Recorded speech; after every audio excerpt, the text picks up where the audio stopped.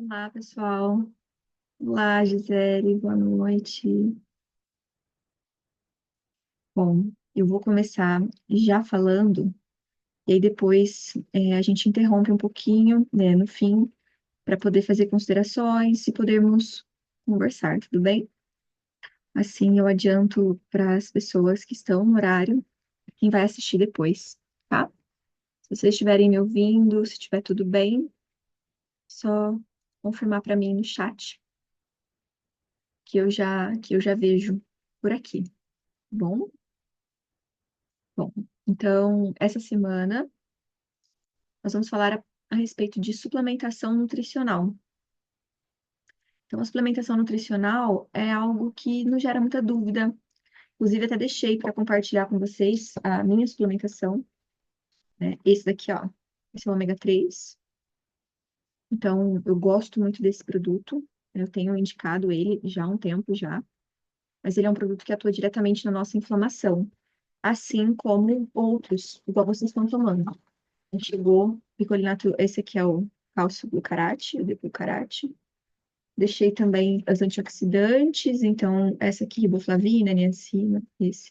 Inclusive, se você tá ficando com um xixi bem fluorescente, é por causa dessa vitamina, tá? É como um primeiro xixi, talvez, mas depois não mais. E o picolinato de cromo, junto com a teanina e a B3.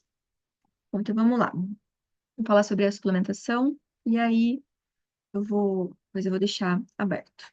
Então, vocês receberam material essa semana, esse material em específico. Deixa eu só ver se tem um.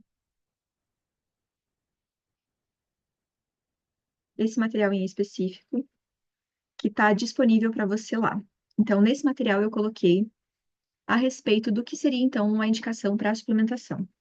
Então, o primeiro ponto importante, você não precisa fazer a sua suplementação, tá? Você pode simplesmente fazer só a suplementação, tá tudo bem. Você vai ter resultado? Vai ter resultado, mas não com o tempo proposto. Então, a ideia é que você faça a sua suplementação, ó, minha vitamina, meu ômega 3. Você faça a sua suplementação. Antes disso, vamos falar dos exames. Então, o que que a gente precisa entender? Inflamação é um quadro crônico, então ele vem de muito tempo. Subclínico, porque muitas vezes precisa de muita investigação e mal diagnosticado. Então, muitas vezes o paciente traz um monte de exame, tem uma grande inflamação e isso não é diagnosticado. Quais são os exames que nós, nutricionistas, utilizamos? Então, o primeiro é a proteína C reativa, que é, no caso, a ultrassensível. Quanto menos, melhor. Então, mais indicado, ali, médico, né, até 3 mg. No caso da nutrição, o ideal seria quanto mais próximo a zero, melhor. Então, 0,01 ou 0,02. Então, essa é a nossa indicação, tá? Ela é um marcador, é uma proteína produzida no fígado e ela aumenta em caso de inflamação. A gente tem também a hemoglobina glicada, que é diferente da glicemia. Então, muitas vezes a paciente fala assim para mim: ah, eu fiz um exame, um destro, eu fui lá, fiz sua glicose de jejum, tá ótima. Minha glicose é 80, 90. E aí ela vai e faz uma hemoglobina glicada, que é diferente da glicose, porque a glicose, ela está relacionada à glicemia, que tem um histórico ou uma durabilidade de vida a partir da hemácia, então 2 dias e meio de alimentação, mais ou menos. E a hemoglobina glicada, ela me dá 2 meses e meio, porque ela é uma proteína e ela tem um tempo de vida maior. Então, ela dura mais tempo. Junto com a presença do calor, mais o açúcar, ela acaba ficando marcada, por isso que a gente fala em pontos. Então, o ideal seria o clínico, na verdade, é de 4,8 a 5,6, ou 5,6, na verdade, e na nutrição, o nosso ideal é de 4,5 até 5,2. Por quê? Ela mostra a média. Então, por exemplo, às vezes você está com uma glicemia média em uma hemoglobina glicada em 5,6, 5,7, mas uma glicemia média em 116. O que que isso significa? Que você está com uma glicose, na maioria das vezes, os últimos 2 meses e meio, em 116, não em 98. Então, essa é uma confusão muito comum e gera dificuldade de interpretação. E existe também um outro exame que chama insulina basal, que aí, a partir daí a gente faz Roma beta e Roma IR. Eu vou abrir para vocês esses Romas, eu não sei se está abrindo, se eu estou compartilhando a minha tela. Isso, minha tela. Então, eu vou digitar aqui, ó, Roma beta e Roma e R. Esses índices são para a gente avaliar a resistência à insulina. E resistência à insulina, ela é uma inflamação crônica de baixo grau. Como que a gente vai fazer essa avaliação? Você vai pegar lá você precisa dosar glicemia de jejum, e insulina de jejum. Muitas vezes o médico não pede a insulina de jejum. Então você precisa fazer esse exame. Vamos ver se esse daqui faz, que eu não sei se é esse site aqui, peraí. Aí você vai colocar lá. Eu vou colocar um aqui, mais ou menos, tá? Para a gente entender. Então, vamos colocar lá que a minha glicose esteja em 94 de jejum e a minha insulina esteja em 20, tá? A referência de insulina é de 1,9 até 23,99, dependendo do laboratório. Tem laboratório que é de 1,9 até 10, então depende do laboratório, até 13. Então, ó, esse daqui ele me mostra que você teria, né, um Roma IR, ou Roma significa índice de resistência à insulina de 4,64, o que já é caracterizado alto. Então, pensando num paciente eutrófico, normal, peso normal, exames normais, ideal seria abaixo de 2,5. Paciente obeso, maior circunferência abdominal, até 3,5. Então, esse índice mostra você já tem resistência à insulina. Isso não significa que você tem diabetes, mas que você tem resistência à insulina. E o Roma beta aqui deu 232,23. Então, pensa que o Roma beta seria um índice de 100%. Então, quanto o teu fígado, o teu pâncreas, desculpa, está trabalhando?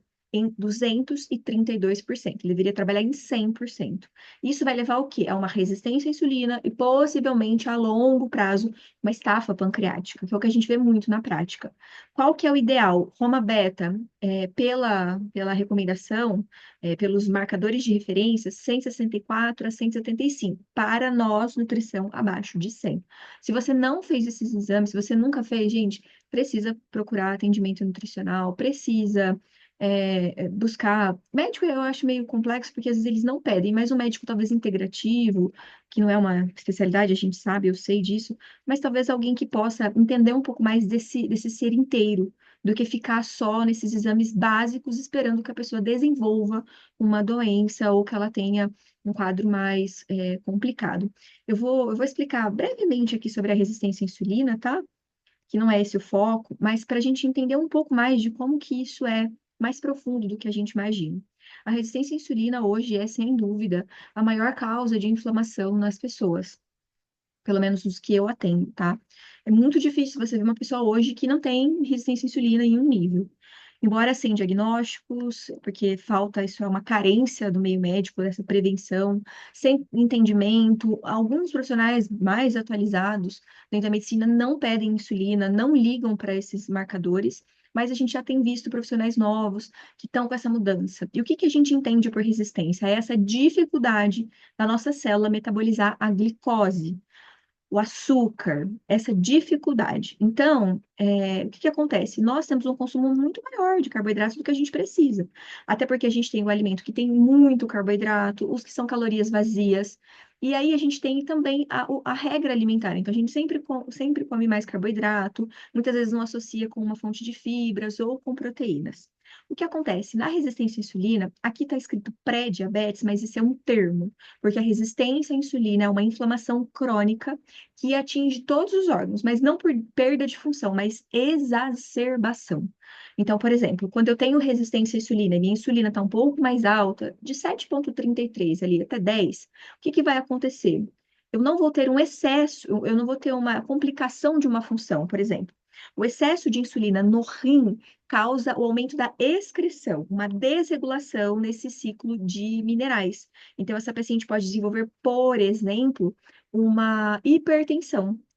Pode acontecer de aumentar a captação, uma exacerbação, aumento de captação de urato. Então, pode aumentar o ácido úrico. O excesso de insulina pode mexer em uma enzima que chama HGM-CoA redutase. Então, pode alterar triglicérides, colesterol. Então, essa paciente pode ter um aumento do colesterol total, uma diminuição do HDL, que são marcadores inflamatórios.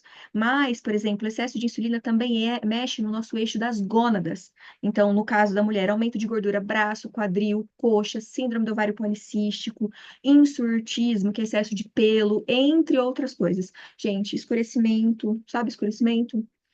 acantose, migrans, tudo isso é resistência à insulina. Não é diabetes, pode ser que não desenvolva diabetes, mas é uma resistência. Então, a gente precisa entender. No caso da resistência, a gente vai ter um aumento da excreção de insulina pelo pâncreas. O que que é isso aqui? Ó? Eu não tenho essa recepção aqui de glicose. Então, num paciente inflamado, quem que está ocupando isso aqui? Pode ser citocinas pró-inflamatórias, interleucinas, TNF-kappa-beta, interleucina 22. Pode ser, por exemplo, agentes inflamatórios, proteínas, imunoglobulinas que estão saindo do intestino e passando para o sangue periférico. Então, existem várias causas. Aqui, o exemplo é o consumo excessivo de açúcares, a má alimentação, o excesso de carboidrato. Aí, essa glicose precisa ser metabolizada, o pâncreas vai excretar insulina e a gente tem essa dificuldade aqui, ó, de absorção dessa insulina. O que acontece? Nós vamos tendo níveis elevados de glicemia, no começo é baixo, tá? Então, na adolescência, no começo, a gente pode ter até uma hipoglicemia, uma diminuição da glicose, mas por alto estímulo de insulina.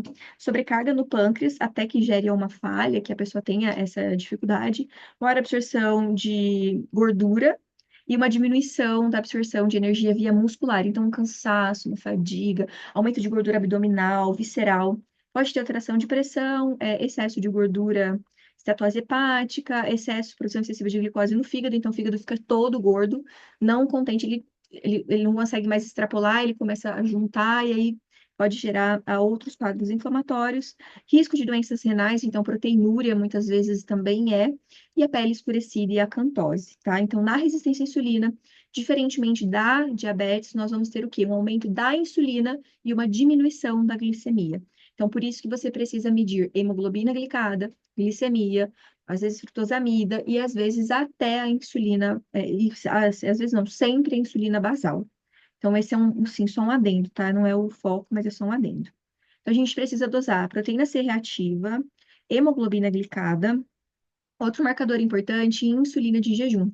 Então, o intervalo ideal seria até 7,33, tá? 7,33, para que a gente tivesse um Roma beta em 100% e um Roma IR abaixo de 2,5. A proteína C ultrassensível, já falei, né? E aí, a ferritina. A ferritina também é um outro marcador importante. Então, pensa que o ferro que eu tenho disponível seria a água que eu tenho no encanamento. Então, pensa que a água que você tem aí no teu encanamento. A ferritina é a tua caixa d'água. Então, é o teu estoque de ferro. É possível ter uma ferritina super elevada e uma deficiência de ferro? É possível. Porque essa ferritina, na verdade, ela é um indicativo de inflamação. Então, ela é uma proteína produzida no fígado que mostra que você está em uma inflamação, que pode ser uma doença hepática, um problema no teu fígado, pode ser uma resistência à insulina exacerbada ou inicial, pode ser uma doença autoimune e pode ser uma questão oncológica. Então, o intervalo de ferritina para mulheres é de 50, o ideal seria 100 até 120, e acima disso, por exemplo, 200, 300 é alto, e para homens, mulheres, né, para homens de 50, de 75 até 200 é o aceitável. Se você é mulher e tem uma ferritina abaixo de 20, você não tem vida. Você é cansada, o cabelo está caindo, disposição, sem libido. Por quê? Ferro faz transporte de oxigênio. Então, para as nossas células receberem energia, a gente precisa ter uma ferritina em boa disponibilidade, ferro em boa disponibilidade. E a ferritina mostra esse marcador. Outra questão, se você tem tiroidite de Hashimoto, hipotiroidismo, você precisa olhar a sua ferritina também, porque ferro é importante para a função tiroidiana. Assim como gestantes precisam ficar atentas à ferritina, porque ela é um marcador de deficiência e muitas vezes a deficiência acontece muito tempo depois da anemia. Então, se a pessoa fala, mas a minha hemoglobina no exame de sangue é ok. Sim, mas você está com baixa energia, fadigada, cansada, caindo cabelo e não tem um bom estoque de ferro lá, na sua ferritina é baixa. Por isso que se ela tiver abaixo de 20, tem que ser suplementação endovenosa, feita no hospital, ou sublingual, mas demora bastante. Então, ele é um bom marcador, tanto para inflamação quanto para má absorção. Então, se você tiver uma dificuldade de absorver, um intestino permeável, muito ressecada, ou se você tem doença celíaca, intolerância ao glúten, sua ferritina sempre vai dar baixa, tá? A velocidade de hemossedimentação é a velocidade no qual os glóbulos vermelhos do sangue descem em um tubo padrão num período de hora. Então, o VCM é para a gente ver essa velocidade. Se o sangue é muito viscoso, a velocidade é menor. Se o sangue é mais líquido, a velocidade é maior. E isso também é para ver a avaliação de inflamação. Aqui a gente tem também as enzimas hepáticas, então, o ALT, ou o TGO e o TGP, são enzimas que são produzidas no fígado.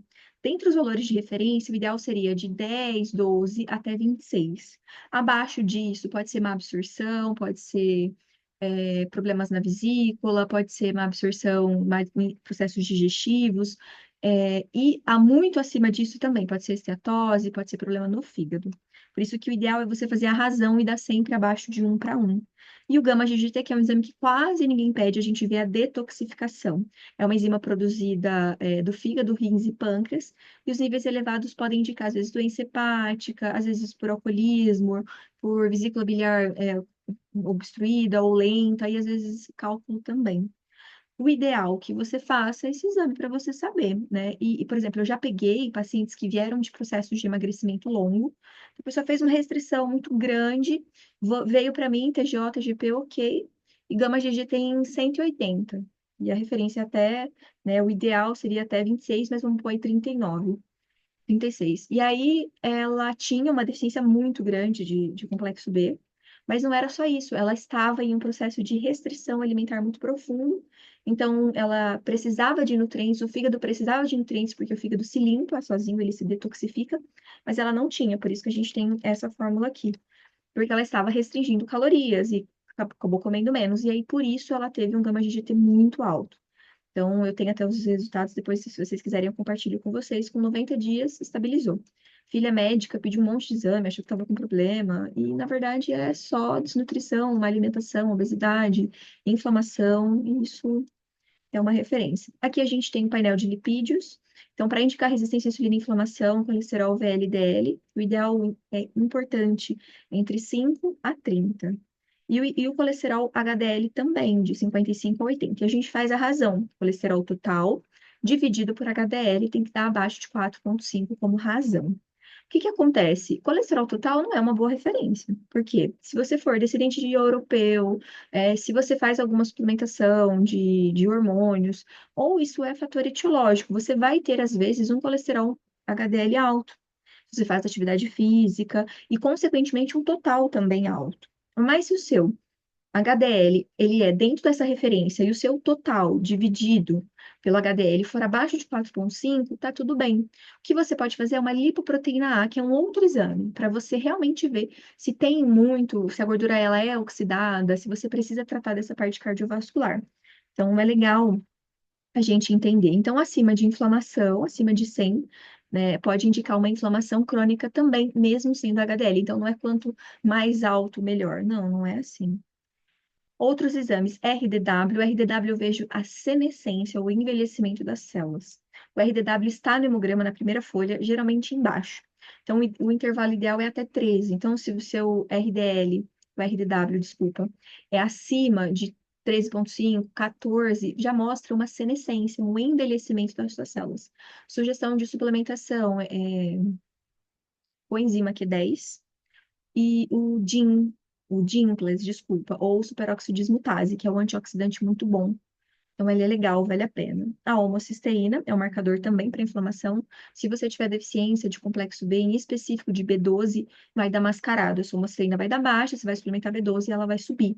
Então, cuidado, não usa só a homocisteína como relação, tá? É para inflamação.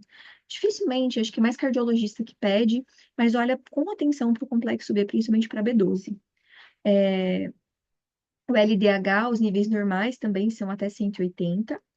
E aí a gente faz também razão neutrófilos e linfócitos. Então, você vai pegar e vai fazer a partir da contagem absoluta. E aí a razão tem que dar. Você vai pegar lá neutrófilos menos linfócitos até no máximo 2,0, tá?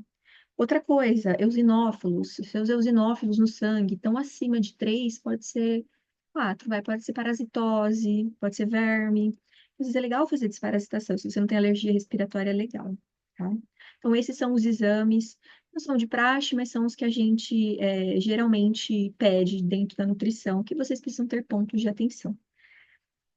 Suplementação. Suplementação, como se diz, é um suplemento, é um complemento, é algo que você complementa na sua rotina diariamente. Nós temos as indicações que a gente fala que são, por exemplo, o valor mínimo a ser ingerido quando você compra um suplemento de farmácia. Sabe aqueles centrums mulher, ele tá lá como valor mínimo de tomar no dia. Então é como se fosse o mínimo que você precisa para sobreviver. Esses manipulados, a gente tem referências maiores. Então, quando você faz uma suplementação, você trabalha, no caso, eu trabalho, como eu não conheço vocês, uma a uma, eu trabalho na média para a saúde, tá? Então, por isso que tem um valor de referência muitas vezes diferente. Gente, complexo B só tem duas vias da gente suplementar: via oral e via das dúvidas. Então, a gente precisa de suplementação de complexo B pelo menos 4, 5 vezes ao ano. Por quê? Complexo B, a gente absorve a partir de carne, de alguns vegetais, mas a nossa demanda é muito grande. Então, por isso que a gente precisa sempre ficar atento, ainda mais nós mulheres, mesmo que a menstruação seja algo natural. Por isso é importante que você fique atenta para o seu corpo. Cansaço, dores, indisposição, aumento de celulite, tudo isso é carência nutricional, queda de cabelo, e a gente precisa estar um pouco mais atento, tá? Vou falar especificamente de suplementação para anti-inflamatória, mas tem muita coisa é perfumaria, mas tem muita coisa boa também. Então, a primeira, a cúrcuma. No caso, nós temos essas marcas. O Cúrcuma e Cell ainda era o que eu mais conhecia, né, como o melhor do mercado. Eu fui apresentada recentemente a um outro pela Thalita, que também é um produto da cúrcuma, que é muito bom, tem uma excelente biodisponibilidade e parece que até melhor. Então, eu vou depois mandar para as que quiserem. Mas a cúrcuma, ela é anti-inflamatória, antioxidante. E qual é a diferença de você ralar uma cúrcuma, você comprar, por exemplo, o Curcumicel? A padronização em compostos ativos. Então, no caso do Curcumicel, é uma biodisponibilidade melhor. Então, acho que ele até é hidrossolúvel, se eu não me engano. E a quantidade. Então, você está pegando um extrato padronizado. Aquilo tem uma quantidade padronizada. E, assim, é uma quantidade absurda. Então, não teria como você comer isso em cúrcuma. Eu sei que às vezes a gente quer comer o alimento, mas você teria que comer uma grande quantidade. Isso a gente está falando de uma pessoa que está super inflamada. E quais são os estudos que mostram diminuição da inflamação, melhoria de tratamento de casos de artrite reumatoide, então as dores, muitas vezes até incapacitantes, osteoartrite, Alzheimer, inflamação de vias respiratórias e diabetes. Então, o diabetes é uma inflamação crônica que atinge nervo, visão, então a cúrcuma acaba sendo muito benéfica. Marcas Curcumicel, Curcumagic, True Cúrcuma e Cúrcuma Plus. A Thalita tem um produto muito bom, biodisponível, vou encaminhar para vocês também, que vale muito a pena. Se você estiver muito inflamada, faça dosagens mais altas, de 30 a 60 dias. Gente, é coisa de, vamos pensar, 15, 20 dias você já vê uma melhora. De paciente que tá mal mesmo. No caso da cúrcuma, o curcumicel eu acho que não precisa, mas os outros precisam ter uma fonte de pimenta, porque a pimenta libera, deixa mais biodisponível o princípio ativo, assim como o cacau. Então, ele geralmente vai vir com peperita ou com alguma outra fonte de pimenta. Então, se você tiver, por exemplo, gastrite, aí você não faz com pimenta ou você pede para ser gastroresistente, tá? Gente, se eu estiver falando muito rápido, vocês me falem, tá? Então, essas são as marcas indicadas. Eu pus marcas prontas para não precisar fazer manipulação, mas vocês podem manipular também, não tem problema, tá? Aí daqui, o que que nós temos? O ômega 3. Gente, esse suplemento, sem dúvida, é o que a gente precisa. Não tem como, a gente não consome a quantidade que precisa. A nossa dieta é muito rica em ômega 6 e todo esse desequilíbrio que a gente pode ter, por exemplo, aumento de gordura visceral, cansaço, falta de energia, parte de concentração, memória, função energética da mente, eu uso sempre o ômega 3, esse aqui. O estudo com esse aqui era sobre o eicosapentaenoico, que é um dos ômegas que está presente na suplementação, inclusive para TPM. Então, pra vocês verem como que esse produto é bom. Uma paciente que... TPM não, desculpa, depressão. Uma paciente que teve o bebê, no último trimestre ela toma esse ômega e toma mais 3 meses depois. Eu nunca tive um caso de baby blue. Então, o ômega 3, ele tem propriedades, ele tem a função antioxidante e ele nos ajuda muito na função cognitiva. Não é só o comportamento, não é só a parte de estudo, concentração, mas na parte comportamental. É uma meta-análise muito boa, eu acredito que eu devo ter ela também. Me lembrem que eu passo para vocês. Não tem estudos de peso que falem sobre aumento de colesterol. Isso é mito, realmente. Foi a falta de conhecimento que levou a isso, e ele tem uma relação. Triglicérides pode ser que aumente, alguns estudos observacionais mostravam isso, só se o paciente tiver um triglicérides muito elevado, aí eu diminuo um pouco a dosagem. Ômega 3, a gente não tem indicação para manipulação, a não ser que você conheça muito bem a farmácia, porque ele tem que ter um laudo. Então, esse ele tem ômega 3, que antes vocês começam a ver, e tem alguns que têm o IOF, que é um laudo internacional. Por quê? O peixe, ele é sujo, mercúrio, cádmio, alumínio, e não tem como você separar. Então, você precisa levar todo esse material para análise, laudar, porque imagina, se eu compro um que está cheio de mercúrio, óbvio que não vai me fazer bem, vai me fazer mal, vai me intoxicar, vai fazer mal para minha saúde. Então, precisa ser um suplemento bom. Por isso que tem indicativos de marcas. Outras coisas, precisa ser fechado, tá? Não pode ter contato com luz solar, por isso que ele tem que ser fechado. A Thalita faz, manipula, eu tenho confiança nela, vocês podem comprar manipulado, mas particularmente pela dosagem, que igual aqui eu encontro, 1.300 de EPA, 5 de vitamina E por duas cápsulas. Então, uma cápsula tem 2 gramas, ele tem 700 mais ou menos de recipiente óleo de peixe. Já o fish, ele vai ter 1.050 ou 1.100 e pouco, 400 de DHA, 450 de DHA e 5 de vitamina E. Mais ou menos 1.700 para 2 gramas. Então, é uma dosagem, é muito princípio ativo para pouco óleo de peixe. Tem gente que compra, por exemplo, aquelas marcas mais baratas, tipo Catarinense. Não é uma marca ruim, tá? Mas não tem certificação. Então, eu não tomo. E aí você vai ter que ter, pela mesma dosagem de 2 desse, 3 do outro. Então, tipo assim, você vai pagar R$ 50 mais barato, mas você tem que tomar, vai dar para 15 dias a menos, 10 dias a menos. Então, no meu caso, não compensa, eu acho que não vale a pena. Então, eu deixei para vocês as maiores, as melhores marcas que eu conheço, o EPA, o Fish, o Ômega 4, que é da Vitafor, o Ômega 3 Essential e da Equalive. Tem ômega 3 vegetal, uma dica, para mim, melhor disponibilidade, porque o vegetal, ele não tem separação de EPA e DHA, ele é o total e o nosso corpo vai utilizar aquilo que ele precisa mais. Só que, por exemplo, o DHA, ele tem uma absorção e ele é primeiro, então o nosso corpo precisa, não é que precisa mais dele, a absorção é primária. Então, muitas vezes o EPA acaba ficando menos absorvido, e realmente o EPA é muito mais anti-inflamatório. Então, eu sempre dou o animal. Se a pessoa ficar rotando aquela coisa com o peixe, eu falo para ela colocar a lata no freezer, tá? Ele não vai congelar, mas ele vai ficar bem duro e vai estourar no seu duodeno, então você pode tomar ali, tá? Gosto muito, gente. Esse é o suplemento assim. Você não pode investir em nada. Tome um bom ômega 3. Ah, eu não posso gastar 1 centavo fora do meu orçamento. O ômega 3, gente. O ômega 3. Do restante, tem muitas outras coisas, tá? O gengibre, ele tem ação anti-inflamatória intestinal, principalmente. Existem alguns que são concentrados, como o biointestino, pensando em inflamação intestinal, porque a inflamação, para mim, sempre começa no intestino, mas ele é muito interessante, né? E os estudos deles foram feitos tanto com o ibuprofeno quanto a aspirina. O ibuprofeno, para quem não sabe, é o Advil, e ele tem uma relação direta com o nosso estômago, com a nossa microbiota. Então, muitas vezes, uma disbiose pode ser de consumo de anti-inflamatório, e ele é um anti-inflamatório, e às vezes a gente nem sabe, tá achando que é só para analgésico e ele é anti-inflamatório. O gengibre, tem pessoas que falam que ele é hipertensor, eu nunca vi um estudo assim. Se vocês tiverem alguma coisa que foi uma meta-análise, alguma coisa feita em humanos, vocês me encaminham, mas eu gosto muito do gengibre, tá? Inclusive, eu uso muito biointestino, que é um óleo, né, um geraniol, para desbiose, para melhorar a inflamação intestinal, e assim, é muito, muito bom mesmo, inclusive para dores também. O resveratrol, hoje em dia a gente já encontra já o transresveratrol.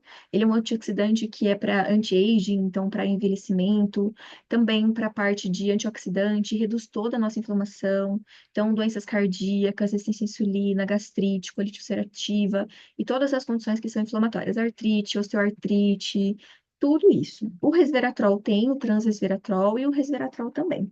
No próximo mês, a fórmula de vocês não deveria mostrar, mas eu vou mostrar, né, no próximo, que for fazer a parte 2 eu coloquei o picnogenol e o transresveratrol.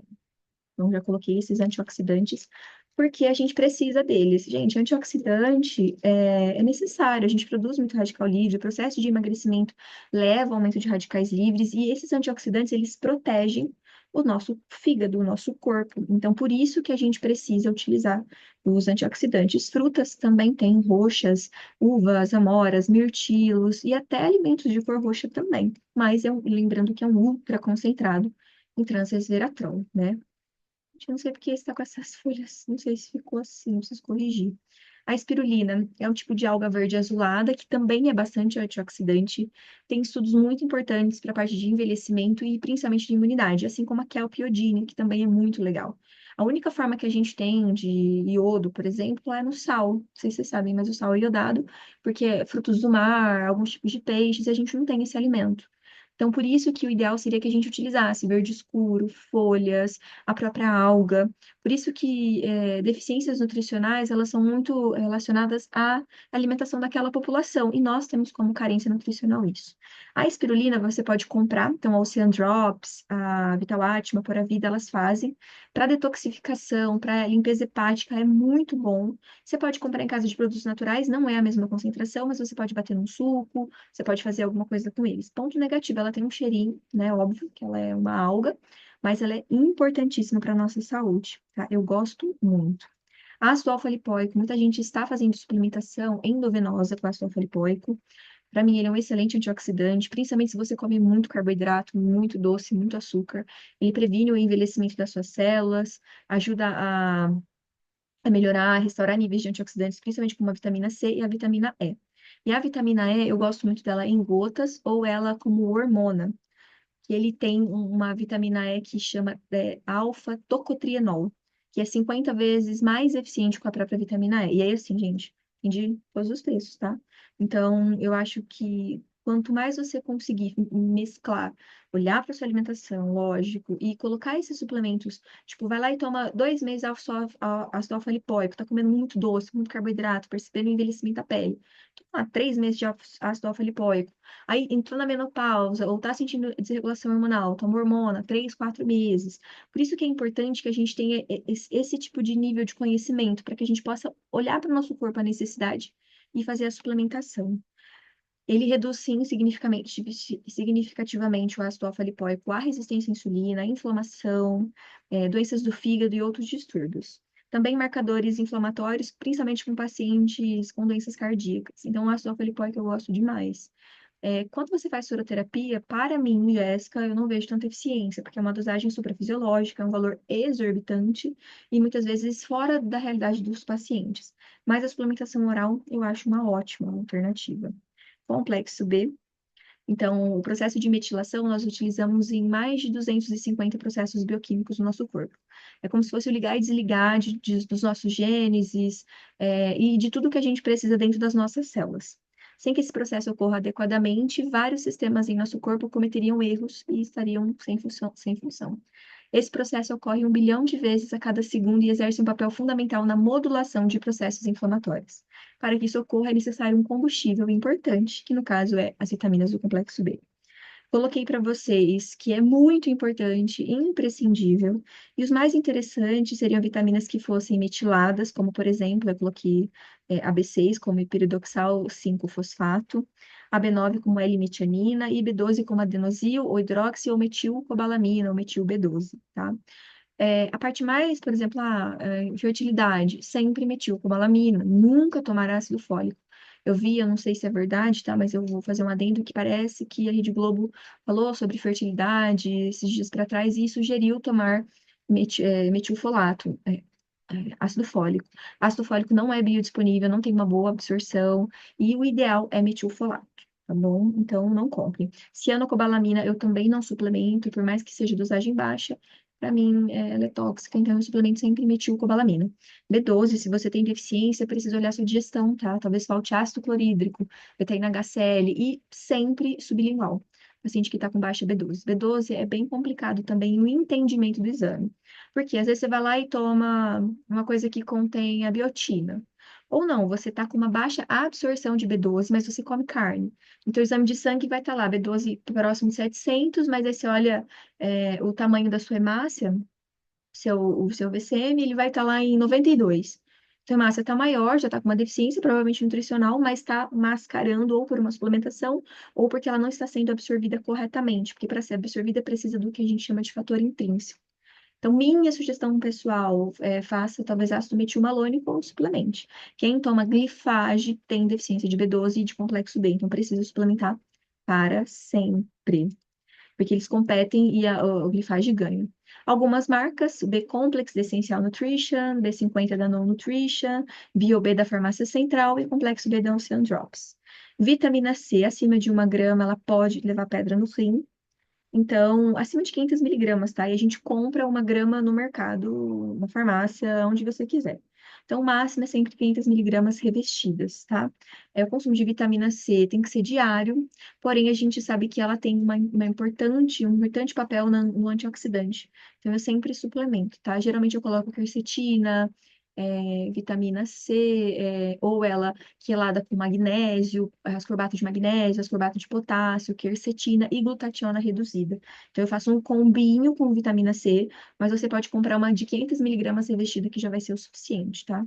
Se você tem problemas, por exemplo, como bipolaridade, suplementação de vitamina C precisa ser com cuidado e com indicação, tá?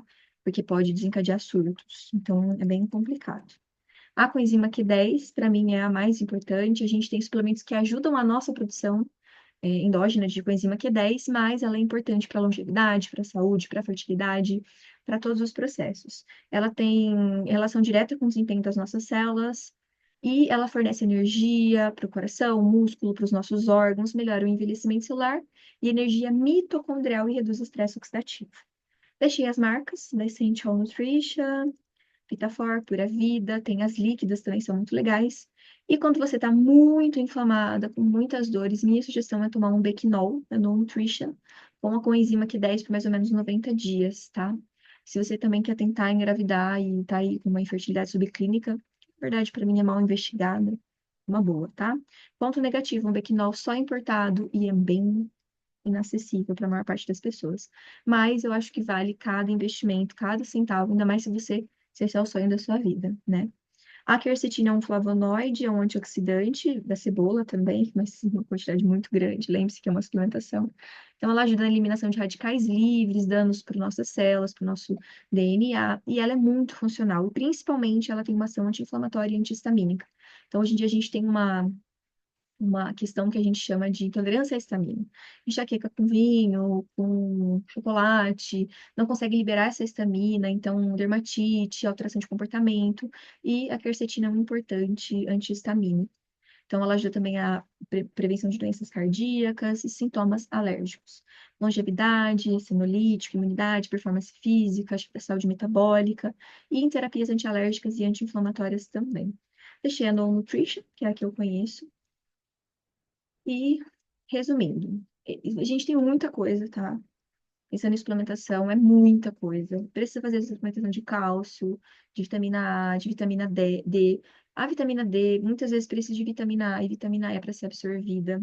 A forma de absorção também, ferro, precisa de zinco, precisa de selênio, enzimas digestivas, mas isso depende de avaliação nutricional. O que eu posso te dizer é, como minha paciente dos grupos, você tem um valor melhor para fazer os acompanhamentos, principalmente se for online, tá? Então, eu acho que é válido. Se você nunca passou, é muito válido passar. Mas são muitas coisas, a gente pode individualizar.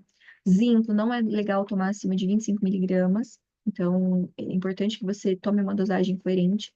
E muitas vezes, se você tem gastrite, refluxo, o zinco para você precisa ser revestido como um zinco carnosina. Então, isso é do profissional. Não adianta eu passar para vocês uma fórmula que vai ser um complemento, mas que muitas vezes não é aquilo que você precisa no momento, tá? Mas isso aqui é um geral. A gente já vai voltar com o magnésio e o restante das coisas, tá bom? Eu já volto. Eu vou só fechar aqui porque tá acabando. E aí, assim que eu voltar, eu disponibilizo o link para vocês, tá bom?